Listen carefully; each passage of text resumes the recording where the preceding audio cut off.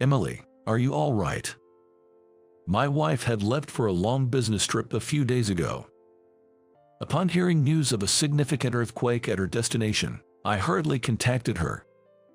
Then, my wife replied, "Huh, what's going on?" Emily sounded as if she hadn't experienced any earthquake at all, leaving me quite startled. "Oh, well, as long as you're okay, I'm relieved." "Really, James, you are so silly." Emily ended the call with a laugh. As the dial tone echoed, a question lingered in my mind. My name is James. I'm married to a wonderful woman named Emily. We're a couple living together, dreaming of having children someday. A child resembling Emily would definitely be adorable. And if they take after you, James, they'll certainly be handsome. I used to think we were quite the lovey-dovey couple. Imagining having a child and picturing the life ahead filled with laughter. However, years into our marriage, we were still not blessed with a child. I'm sorry, it might be my fault. Emily, who was trying hard in our fertility journey, was deeply saddened. No, it's not just your fault, it could be mine too. James. We had talked about building a warm family with children when we decided to marry. But now, that dream seemed far from reality. Emily, who started fertility treatments, was having a tough time. Maybe I'm not cut out for this. Emily. Maybe the baby won't come to us because I can't make them happy. That's not true. Despite the hardships, let's focus on the joy of having a baby and endure for now. Thank you, James. As Emily began her treatments, I started mine as well. Yet, we were still unable to conceive. We were half resigned, but if by some miracle we were able to have a child, we decided to save money together with that faint hope. Thus, Emily continued to work hard in her career even after we got married. When work got busy, we hardly spoke to each other. Even when not busy, the lack of children after years of marriage made our communication dwindle. Fertility treatments were not cheap. We were wrestling with the decision of whether to continue paying high medical costs for a child whose arrival remained uncertain, or to stop the treatments altogether. Such worries had also descended upon us. We wanted a child, but work was busy, and the medical expenses were daunting.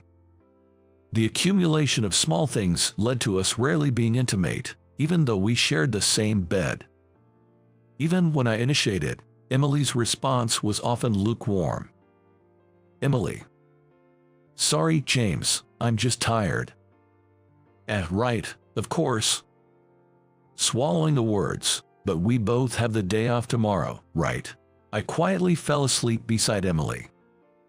In the midst of our hectic days, I received a message from Tom, an old high school classmate.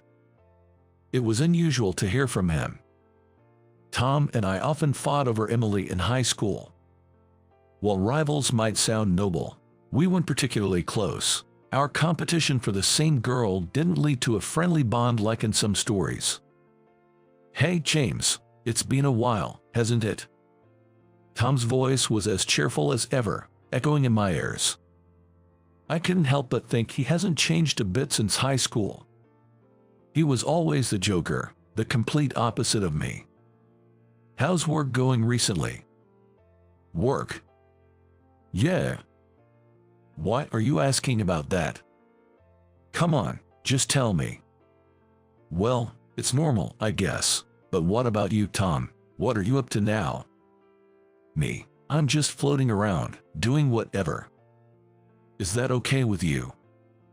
Well, you know me, I've always been like this, living off the ladies. I remember that now. Tom wasn't particularly handsome, but he was incredibly popular since high school.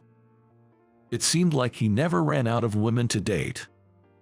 He had this come-and-go attitude towards relationships, never sticking to one girl for too long. I even think some of his relationships overlapped. And it seems Tom hasn't changed one bit from those days, which is quite disappointing. I was suspicious of his sudden interest in my job, considering we weren't that close. "So, how are things going with Emily?" "Why would you ask that?" "I couldn't handle it, man. Marriage, being with just one woman." "You're amazing, James. Give me some tips on keeping a good marriage, like how to maintain a good relationship with your spouse." From the tone of Tom's voice, it was clear he had little to no interest in the topic. It felt like he was just mocking me or probing for information. I didn't feel like responding further. Especially since my relationship with Emily wasn't going that well, I didn't want to risk revealing any vulnerabilities.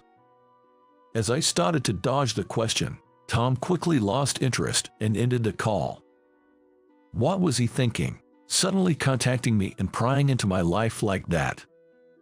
Even since high school, he's been an enigma. I felt it wasn't quite right to discuss this with Emily, leaving me unsure of how to deal with these mixed feelings. That's right. Suddenly, someone came to mind. I pulled up the messaging app and quickly sent a message to Alex, an old friend who knew me and Tom from high school.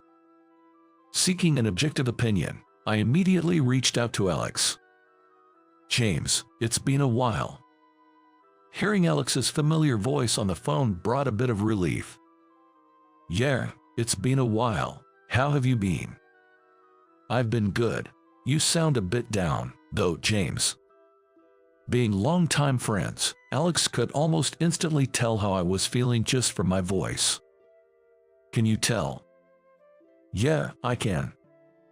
Alex laughed heartily on the other end of the line. "Actually, I've been getting a lot of calls from Tom lately." "Tom? You mean that Tom?" "Yeah, that Tom.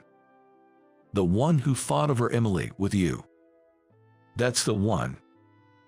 I honestly thought Tom didn't like you, James." "Oh, but maybe you don't like him much either." It was more like indifference than anything. When he contacted me, it was like, "Oh, Tom, huh? Hee, that sounds like you, James. But why would he do that? It's kind of scary, isn't it?" "Exactly. He's been asking about work, home, all sorts of things." "Wow, that does sound worrisome." Alex's comment only added to my unease. However, sharing my concerns about Tom with Alex did clear my mind a bit. It hadn't even been half a month since Tom started contacting me. "James, I'll be away on a long business trip next month." "Oh, really?" "Yeah, that's right." Emily didn't look at me as she marked the dates of her business trip on the calendar. "I see. What's wrong? Are you going to miss me?" "Not really."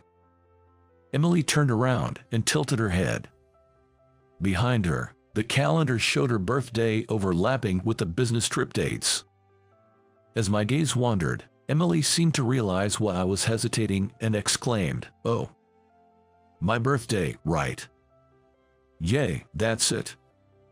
"Well, we can celebrate my birthday on another day. You've never missed celebrating it, so it's okay if we can't this year." "Yeah, you're right." I had already prepared a gift, planning to surprise her on her birthday, but it seemed that plan would have to be postponed.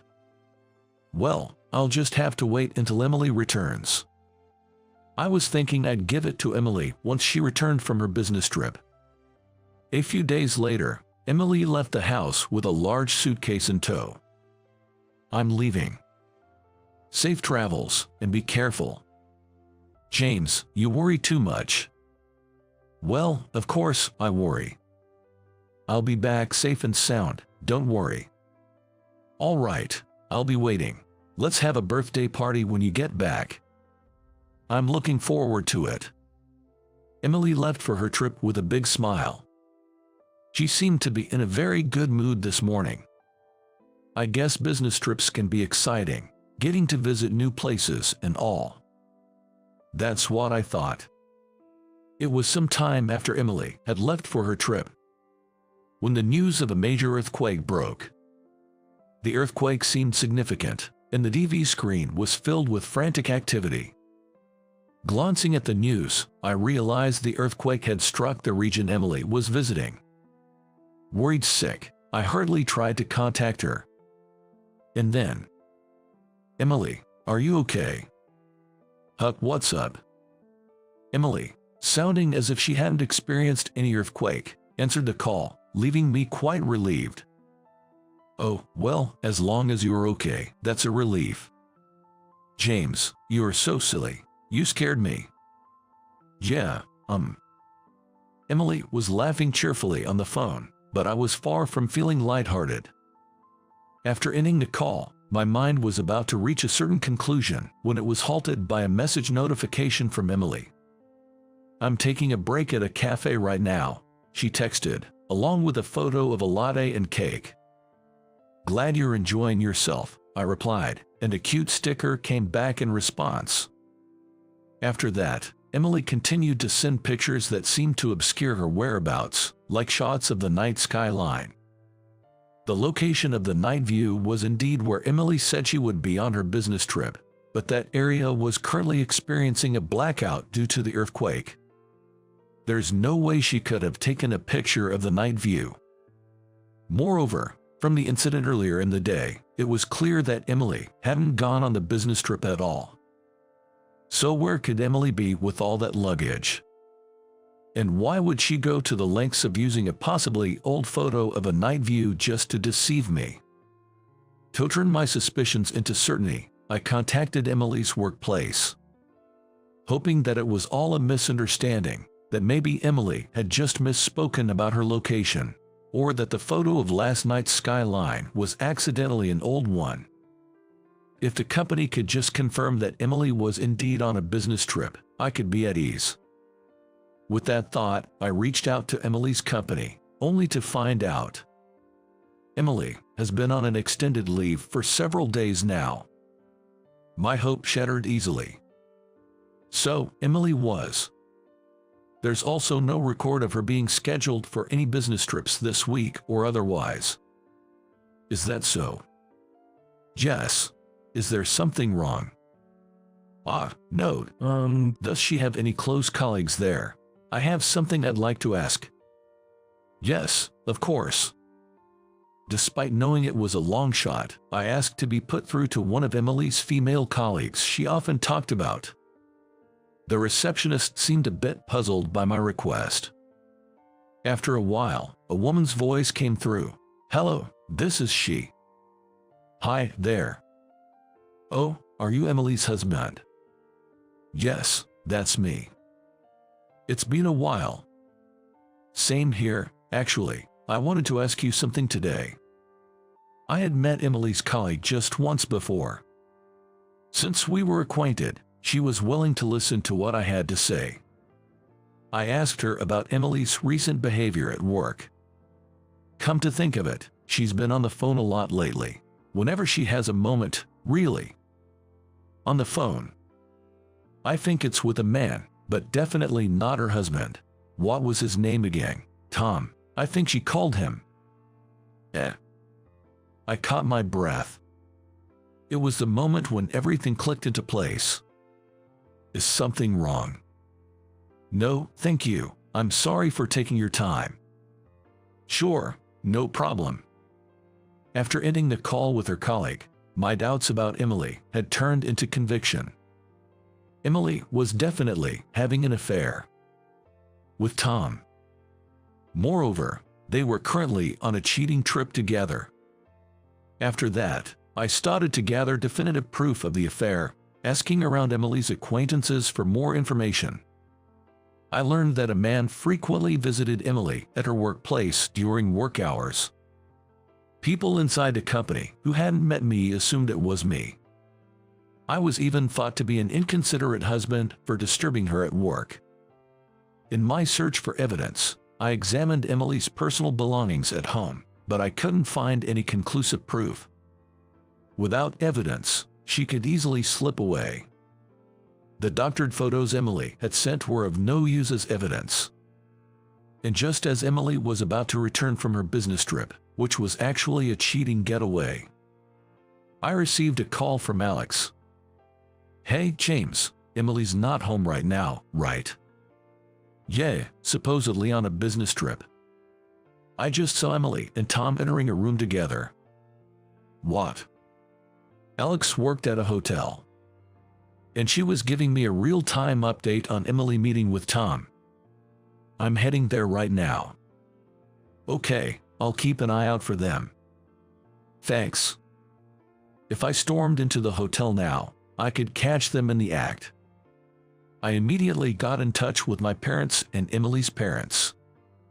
Because I wanted Tom to face significant consequences, I asked Emily's parents to contact Tom's parents as well. We all agreed to meet at the hotel where Alex works. When I explained the situation, everyone was shocked and rushed over. Upon seeing me, Tom's parents started apologizing, but we decided to leave the apologies for later since it wasn't the time for that. Once everyone was gathered, Alex led us to the room. Stop it, Tom. Emily, you really are sensitive. We could hear such exchanges coming from the back of the room. It seemed like the two were in the midst of their affair. Without hesitation, I made my presence known in front of them, and Emily, seeing me, looked shocked, prompting Tom to turn around and notice me as well. Hello there. James, Dad, Mom. Realizing that not only I was there but also both sets of parents, Emily and Tom scrambled to cover themselves with the sheets. Their faces drained of color, and Emily looked like she was about to cry. Emily, how could you do this? I'm so sorry for what she has done to you, James. Emily's father was furiously scolding her, and her mother looked extremely saddened. James, I'm truly sorry. No need, but please understand, I will be seeking full compensation for this. After scolding Tom, his parents continued to apologize profusely. Oh, and Emily, happy birthday. I handed the trembling Emily the present I had brought. Confused by receiving a gift in such circumstances, Emily opened the envelope I gave her and seemed lost for words. This is... You know what it means. No, I can't. Take responsibility for what you've done. The divorce papers I gave to Emily were already filled out by me. All that was left was for Emily to sign them and finalize our divorce. Once the divorce was settled, I felt no attachment to the home we shared. Staying there would only make me remember Emily unnecessarily. So I decided to move. Emily took a long vacation for an affair. And all those phone calls and visits were with her lover, right? It's the worst, isn't it? Caught in the act with her lover, right in the room. That's pitiful. It seems Emily's affair became quite the talk of her workplace. Moreover, the rumors spread beyond her department, subjecting her to curious glances on every floor. Unable to bear it, Emily ended up quitting her job. Initially, she seemed determined to start anew with Tom, but his salary was low, and despite wanting to switch jobs for a pay raise, his qualifications made that virtually impossible. Moreover, despite just starting a new life with Emily, Tom showed no remorse and continued to flirt with other women. Gradually, this became a source of stress for Emily, and she eventually decided to break up with him. Hey, James, I'm sorry about the affair. Can we start over? After losing me and then Tom, Emily seemed to finally realize how good of a husband I had been to her. But it was too late. I had no intention of getting back together with Emily. Although I was single, I was enjoying it. I was content with my life. After all that had happened, I just wanted to live a relaxed life for a while.